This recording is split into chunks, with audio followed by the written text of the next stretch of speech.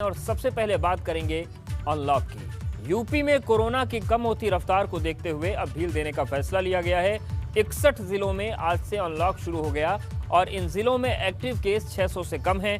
यहां आज से शाम 7 बजे तक बाजार और दुकानें कोविड प्रोटोकॉल के तहत खुलेंगी। हालांकि शनिवार रविवार वीकेंड लॉकडाउन बरकरार रहेगा।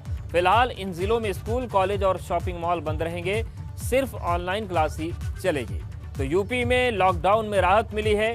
क्या क्या चीजें हैं वो हम आपको बताते हैं। 600 से अधिक केस वाले 11 जिलों में कोई छूट नहीं है। सरकारी कार्यालय 50% क्षमता के साथ खुलेंगे। स्कूल, कॉलेज और शिक्षण संस्थान बंद रहेंगे। वीकेंड लॉकडाउन जारी रहेगा। शादी समारोह में केवल 25 लोगों की इजाजत होगी और आज से शर्तों के साथ उत्तर प्रदेश अनलॉक हो रहा है। सुबह 7 से शाम 7 बजे तक बाजार खोले जाएंगे। और क्या स्थितियां हैं जमीन पर अनलॉक को लेते हुए, हम सीधे रुख करते हैं सबसे पहले प्रयागराज का। मोहम्मद मोइन हमारे साथ जुड़ गए हैं। मोइन, जिस तरीके से प्रयागराज में मामले पहले 2500 तक पहुंचा करते थे, अब संख्या बहुत कम हो गई है। अनलॉक का जो प्रोसेस है किस तरीके से प्रयागराज में आगे बढ़ेगा और क्या लोगों की प्रतिक्रिया है? लंबे समय के बाद राहत मिलने जा रही है। बिल्कुल, अगर संगम नगरी प्रयागराज की बात करें तो ये भी उत्तर प्रदेश के उन जिलों में शुमार हो गया है जहां पर आज से अनलॉक हो रहा है। कोरोना कर्फ्यू में ढील दी जा रही है। सुबह 7 से शाम 7 बजे तक की ढील दी जा रही है। और इस वक्त हम मौजूद हैं प्रयागराज के सबसे पॉश इलाके सिविल लाइंस में, जो सबसे मुख्य बाजार भी है। आपको तस्वीरों के जरिए समझाना चाहेंगे कि बहुत से ऐसे लोग हैं जो आज 1 महीने के बाद पहली बार घरों से बाहर निकले हुए हैं और सड़कों पर खासी चहल पहल है। लोग सड़कों पर आवाजाही लोगों की काफ़ी ज़्यादा है। दुकानें खुल गई हैं, ज़्यादातर दुकानें खुल गई हैं। हालांकि जो बड़े शॉपिंग मॉल है अभी वो नहीं खुले हुए हैं। और दुकानों की अगर हम बात करें तो ग्राहक नहीं हैं। दुकानें खुल जरूर गई हैं, लेकिन जो ग्राहक जो पहले जैसी भीड़ दिखाई देते थे उस तरीके की भीड़ नहीं है। सिर्फ इक्का दुक्का ग्राहक ही जो है दुकानों में पहुंच रहे हैं। लेकिन तमाम लोग तो आज उत्सुकता में बाहर निकल रहे हैं कि देखें 1 महीने बाद जो शहर की सड़कें हैं, जो शहर का सूरत हाल है वो किस तरीके से है। तो सड़कों पर खासी चहल पहल है। व्यापारियों के अंदर एक ये उम्मीद जरूर जगी है कि जो 1 महीने से पूरी बंदे थे, उसके पहले अप्रैल महीने में भी ज्यादातर वक्त दुकानें बंद थी, उन्हें जो नुकसान हो रहा था तो धीरे धीरे उसका फायदा मिलेगा, उनका रोजगार पटरी पर आएगा। और अगर प्रयागराज की बात करें तो जो बीता 1 महीना था, मई महीना, तकरीबन 1000 करोड़ रुपए का लेन देन वो प्रभावित हुआ है। बिल्कुल, लेन देन प्रभावित हुआ और बड़ा नुकसान उठाना पड़ा। जिंदगियां बहुत बुरी तरीके से प्रभावित हुई और इन सब के बीच राहत है, लेकिन चुनौतियां भी। आप हमारे साथ बने रहिए। बरेली का भी रुख कर लेते हैं। अनूप हमारे साथ जुड़ गए हैं। अनूप, बरेली भी उन जिलों में रहा है जहां पर बड़ी मुसीबतें हुई, चाहे ऑक्सीजन की बात करें, बेड की बात करें। अब क्या हालात हैं जब अनलॉक की प्रक्रिया शुरू हो रही है शर्तों के साथ? देखिए अवधेश, आपको बता दूं, अगर हम बरेली की बात करें तो बरेली में अभी भी एक्टिव केसेस की संख्या 1500 से अधिक है, जिस वजह से बरेली में कर्फ्यू में किसी भी प्रकार की राहत नहीं दी गई है। तो बरेली जो है अभी भी उम्मीद, जिस हिसाब से एक्टिव केसेस हैं, उम्मीद लगती नहीं है कि 1 हफ्ते में यहाँ पर कर्फ्यू में कोई राहत मिलेगी। जिस वजह से यहाँ के व्यापारियों को जो है वो निराशा हाथ लगी है। व्यापारियों का कहना है कि वो चाहते हैं कि जल्द से जल्द यहाँ पर भी मुख्यमंत्री इस ओर ध्यान दे और बरेली में भी जो है कर्फ्यू से राहत मिले। दरअसल बरेली में सवाल अनूप 18 से है कि जो सबसे ज्यादा आबादी वाला जिला है प्रयागराज, अगर वो मामलों को 2500 से निकालकर अगर दहाई के आंकड़ों में ला सकता है, तो बरेली में ऐसी क्या कमी रह गई कि यहाँ पर स्थितियां नहीं सुधर रही हैं?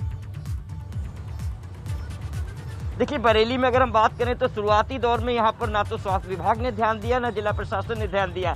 हालात बेकाबू हो गए थे। कम से कम 1 हफ्ता ऐसा हुआ था यहाँ पर अस्पतालों में जगह नहीं थी, बिल्कुल ऑक्सीजन की किल्लत थी। लोग हॉस्पिटल के बाहर तड़प रहे थे और यही वजह थी कि यहाँ पर लगातार केसेस बढ़ते जा रहे थे। अभी भी जो हालात है वो 1500 से अधिक एक्टिव केसेस हैं। लेकिन यहाँ पर एक दूसरी बात ये आती है, क्योंकि यहाँ पर पड़ोस में उत्तराखंड की सीमा लगी हुई है, तो उत्तराखंड के भी तमाम जिलों के लोग यहाँ पर भर्ती हैं। इसके अलावा बरेली मंडल के चारों जिलों के यहाँ पे लोग भर्ती हैं। तो करीब 18 से 20 जिलों के लोग जो हैं यहाँ पर बरेली के 3 मेडिकल कॉलेजेज हैं उनमें भर्ती हैं। तो इस तरीके से जो अगर हम मरीजों की बात करें तो इस वजह से संख्या ज़्यादा हो गई है, क्योंकि यहाँ पर 18 से 20 जिलों के लोग बरेली जिले में बिल्कुल दबाव ज़्यादा है, लेकिन अगर प्रयास किए जाएं तो स्थितियां और बेहतर हों और उम्मीद लोग यही कर रहे हैं कि जल्द स्थितियां बेहतर हों। अनूप बने रहे हमारे साथ। उबैदुर रहमान भी जुड़ गए हैं मुरादाबाद से। उबैदुर रहमान, अगर हम बात करें मुरादाबाद की, तो यहाँ पर क्या स्थितियां हैं अनलॉक को लेकर? देखिए, अब देश में आपको बता दूं कि मुरादाबाद में आज जो है अनलॉक हो गया है और सुबह 7 बजे से शाम को 7 बजे तक मार्केट खुलेगी। लेकिन आमतौर पर जिस तरह से भीड़ भड़ाका होता था वो नहीं है। हालांकि बाज़ार तमाम खुल गए हैं, दुकानें खुल गई हैं, लेकिन लोग जो हैं वो एहतियात बरत रहे हैं। बहुत ज़रूरी जिन लोगों को है वो ही सड़कों पर निकल रहे हैं। जिस तरह से पहले इन सड़कों पर जाम रहता था वो स्थिति तो नहीं है, लेकिन लोग सावधानीपूर्वक बाज़ारों में आ रहे हैं, क्योंकि यहाँ पर मुरादाबाद में लगभग 550 एक्टिव केस हैं और लगातार रोज़ बर रोज़ जो है केस कम होते चले जा रहे हैं। और पहली वेव में भी मुरादाबाद में बहुत ज़्यादा कंट्रोल रहा था कोरोना का संक्रमण, और इस दूसरी वेव में भी कुछ दिनों के लिए ज़रूर अनकंट्रोल से हुआ था, अस्पतालों में जगह नहीं थी मरीजों के लिए। लेकिन अब जो है अब हालात बिल्कुल सामान्य की तरफ जा रहे हैं और जो केस हैं वो 600 से कम है, इसलिए मुरादाबाद में भी बाज़ार खोल दिए गए हैं और जो रात का कर्फ्यू है वो जारी रहेगा और जो वीकेंड का लॉकडाउन है शनिवार और रविवार, बिल्कुल ये राहत की बात है, लेकिन लोगों को अपनी जिम्मेदारी निभानी होगी, क्योंकि पहली लहर में जो गलती की थी अगर इस बार भी हुई तो फिर तीसरी भी दस्तक देने को तैयार है। मोइन हमारे साथ बने। मोइन, ये एक चुनौती है प्रयागराज में प्रशासन के सामने और सभी जिलों में है कि जैसे पहली लहर काबू में आई लोग बेकाबू हो गए, अब दूसरी काबू में आई है, लोग बेकाबू ना हो जाएं, इसके लिए प्रशासन और पुलिस की क्या तैयारी है?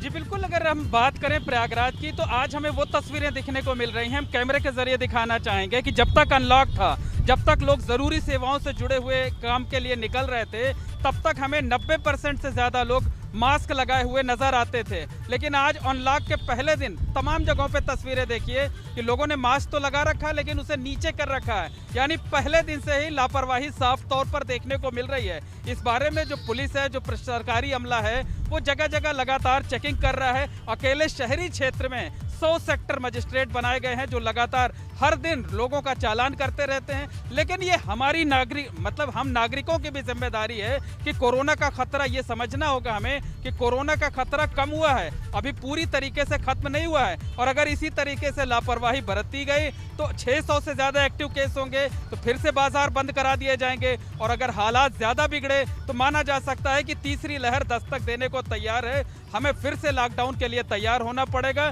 लिहाजा हमें पुलिस और प्रशासन के भरोसे नहीं बल्कि खुद की सतर्कता बरतनी होगी।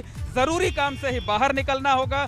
कोविड प्रोटोकॉल का पूरी तरीके से पालन करना होगा। राहत की बात यह है कि प्रयागराज और मुरादाबाद जैसे जिले अनलॉक की प्रक्रिया में आ गए हैं, लेकिन जो तस्वीर आपने दिखाई है ये चिंता की बात है कि पहले दिन अगर लोगों ने लापरवाही शुरू कर दी तो फिर ये तीसरी लहर को आमंत्रण देने वाली प्रक्रिया। आप तीनों का बहुत शुक्रिया हमारे साथ जुड़ने के लिए और जमीनी हालात को बताने के लिए कि अनलॉक को लेकर क्या स्थितियां बन रही है। कोरोना की दूसरी लहर में लगभग 1.5 महीना बंद प्रसिद्ध मंदिर खुल गए हैं। मथुरा में जहां भगवान बांके बिहारी के कपाट खोल दिए गए, लेकिन बाहर से जाने वाले श्रद्धालुओं को ऑनलाइन पंजीकरण कराना होगा। साथ ही शाम 6:30 बजे तक ही दर्शन हो पाएंगे। कोविड से पहले पट रात 9:30 बजे तक खुले रहते थे। इसके अलावा कोरोना संक्रमण से बचाव की कोशिश में अयोध्या में रामलला के फिर से दर्शन शुरू हो गए हैं। एक बार फिर 5-5 की संख्या में रामलला का दर्शन श्रद्धालु कर पाएंगे। प्रशासन ने तैयारी कर ली है। और तीसरी तस्वीर मिर्जापुर में मां विंध्यवासिनी का मंदिर है।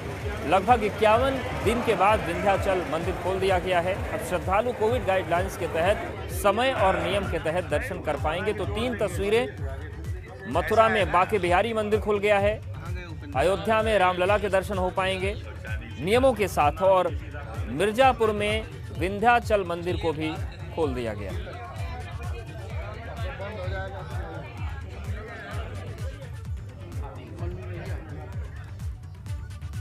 और ज्येष्ठ मास में आज पहला बड़ा मंगलवार है, जिसको लेकर प्रयागराज में हनुमान मंदिर में भारी भक्तों की भीड़ दिखी।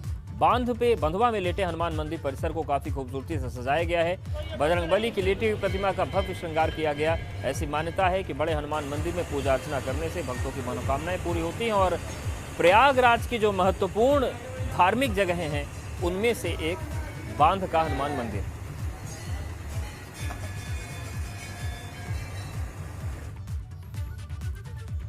और बात मौसम की करते हैं। उत्तर भारत में सोमवार को देर रात एक बार फिर मौसम का मिजाज बदला।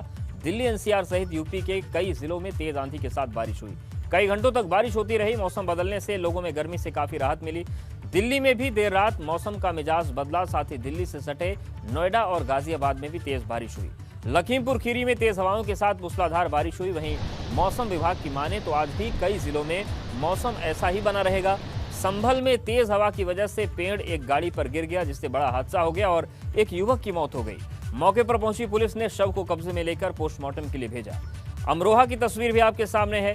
यहां पर जमकर बारिश हुई, आंधी तूफान से बिजली के 6 पोल टूट गए। हालांकि गनीमत रही कि कोई हादसा नहीं हुआ।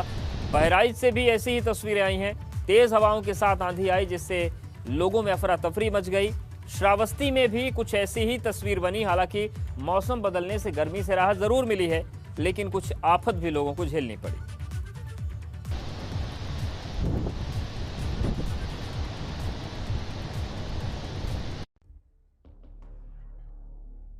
मौसम ने अचानक करवट ली तो कहीं बारिश तो कहीं आंधी तूफान ने जमकर कोहराम मचाया। कहीं पेड़ गिरने से हादसा हुआ तो कहीं सड़कें बंद हो गई तो कहीं आंधी तूफान में टेंट उखड़ गए। ये तमाम तस्वीरें अचानक बदले मौसम की तस्दीक कर रही हैं। ये तस्वीरें लखीमपुर खीरी की हैं, जहां तेज हवा के साथ मूसलाधार बारिश हुई, जिससे कहीं सड़कों पर पानी भर गया तो कहीं पेड़ धराशायी हो गए। इस दौरान आसमान में काले बादल छाए रहे। अमरोहा में भी आंधी तूफान और बारिश का कहर देखने को मिला। इस दौरान बिजली के करीब 6 खंभे टूट गए। हालांकि गनीमत ये रही कि कोई बड़ा हादसा नहीं हुआ। ये तस्वीरें गजरौला थाना क्षेत्र की हैं। वहीं अचानक बदले मौसम का असर बहराइच में भी देखने को मिला। यहां तेज हवाओं के साथ आंधी चली और बारिश भी हुई। तस्वीरों में देखा जा सकता है कि आसमान में काले बादल भी छाए रहे। वहीं श्रावस्ती में आसमान में छाए काले बादल तो डराते नजर आए। कुछ देर के लिए चारों तरफ मानो अंधेरा छा गया। साथ ही यहां भी गरज और तेज हवाओं के साथ मूसलाधार बारिश हुई।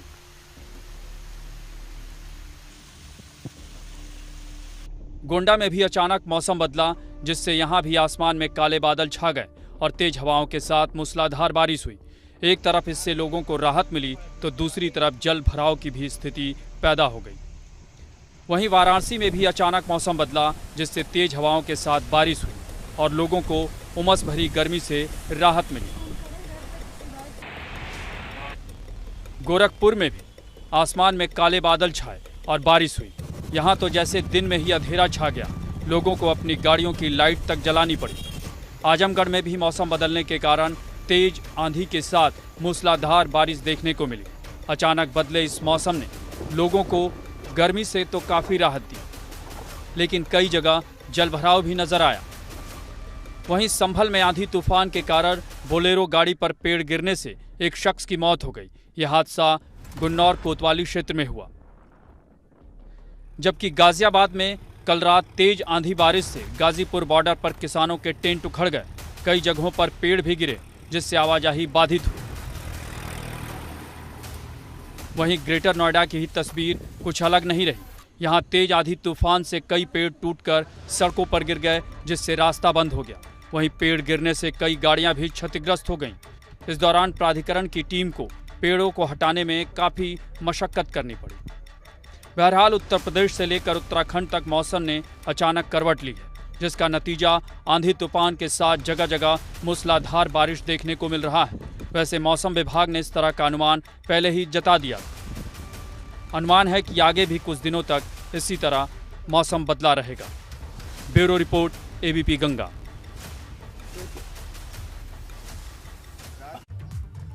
समुद्रतल से 15,225 फीट की ऊंचाई पर मौजूद सिखों के सबसे पवित्र तीर्थस्थल हेमकुंड साहिब में बर्फबारी के बाद बेहद खूबसूरत तस्वीर सामने आई है। हेमकुंड साहिब की सबसे ताज़ा तस्वीर हम आपको दिखा रहे हैं, जहां इस महीने देश में गर्मी का प्रकोप देखा जा रहा है। वहीं हेमकुंड साहिब में भारी बर्फबारी हो रही है, बर्फ जमी हुई है चारों तरफ। और ये जोशीमठ में जो हेमकुंड साहिब है वहाँ की तस्वीरें हैं।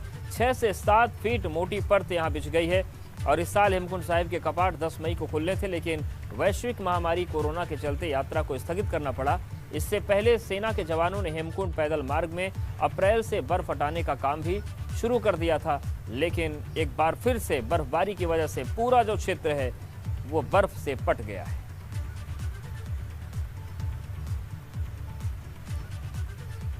बात करते हैं जम्मू कश्मीर की। 6 साल की बच्ची ने कुछ बोला और उपराज्यपाल मनोज सिन्हा ने उसका संज्ञान ले लिया। ऑनलाइन क्लास में ज्यादा होमवर्क की शिकायत बच्ची ने की थी। वीडियो वायरल होने के बाद जम्मू कश्मीर के उपराज्यपाल मनोज सिन्हा ने स्कूली बच्चों पर होमवर्क का बोझ कम करने के लिए स्कूल शिक्षा विभाग को 48 घंटे के भीतर नीति बनाने का निर्देश दिया।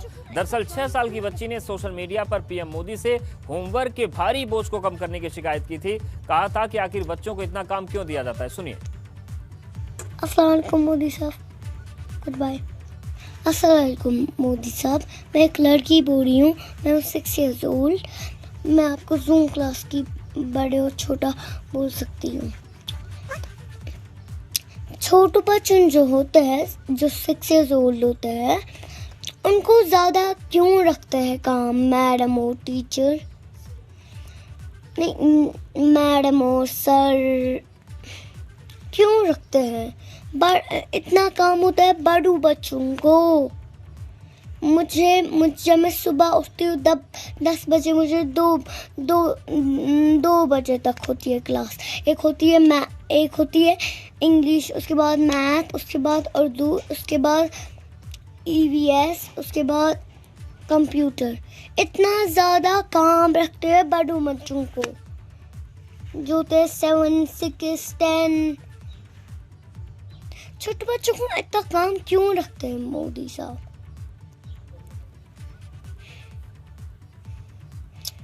अब क्या कर रहे हैं?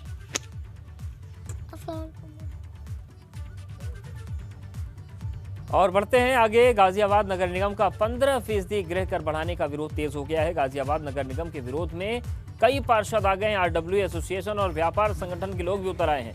नगर निगम के टैक्स वृद्धि को लेकर दुकान चलाने वालों पर भी गहरा असर पड़ेगा, लिहाजा उनका भी विरोध साफ नजर आ रहा है। इस मामले पर ABP गंगा की टीम ने गाजियाबाद के नगर आयुक्त महेंद्र सिंह तंवर से बात की, तो पार्षदों के विरोध को लेकर नगर आयुक्त ने बताया कि ये टैक्स नया नहीं है, 2017 में बोर्ड बैठक में प्रस्ताव हुआ था और इसी के आधार पर बढ़ाया जा रहा है। एक्चुअली विरोध 2 वजह हैं। एक तो पहली वजह यह कि कोरोना टाइम का कोरोना का समय चल रहा है और इस टाइम में बहुत सारे परिवारों ने अपने ऐसे लोगों को खो दिया है जो उनके यहाँ अर्निंग पर्सन थे, कमाई का जो एकमात्र सहारा थे, उन्हें खो दिया है। ऐसी स्थिति में नगर निगम को ये विचार करना चाहिए कि हम उनके परिवारों को किस तरीके से सहायता पहुँचा सकते हैं, किस तरीके से उनका टैक्स कम कर सकते हैं या माफ़ कर सकते हैं। इस समय उनके साथ टैक्स लेना मेरे ख्याल से बहुत बड़ी नाइंसाफ़ी है। और दूसरा विषय ये है कि जो लोगों ने नहीं भी खोया है, कहीं ना कहीं सबकी आमदनी कम हुई है, दुकान वालों की सेल कम हुई है और जो नौकरी पेशा वाले थे बहुत सारे लोगों की नौकरी छूट गई। ऐसी हालत में टैक्स बढ़ाया जाना उचित नहीं। देखिए, जिस समय पे ये बढ़ाया जा रहा है ये समय उपयुक्त तो नहीं है। हम इस चीज़ के विरोध में नहीं, लेकिन हम ये जरूर कहेंगे कि ये जो समय चुना है बढ़ाने के लिए, समय बहुत गलत चुना है। ये इस समय पे गरीब से गरीब आदमी भी और मध्यम क्लास आदमी भी, उसके पास गुंजाइश नहीं है। लोगों के रोजगार खत्म हो गए और ये लॉकडाउन के कारण गरीब से गरीब आदमी और मध्यम क्लास आदमी बहुत परेशान है। तो ये वाकई हैरानी की बात है कि जिस वक्त में लोगों की मदद करनी चाहिए उस वक्त टैक्स बढ़ाने के बारे में विचार हो रहा है। ये संवेदनशीलता तो एकदम नहीं है। इस बुलेटिन में फिलहाल इतना है।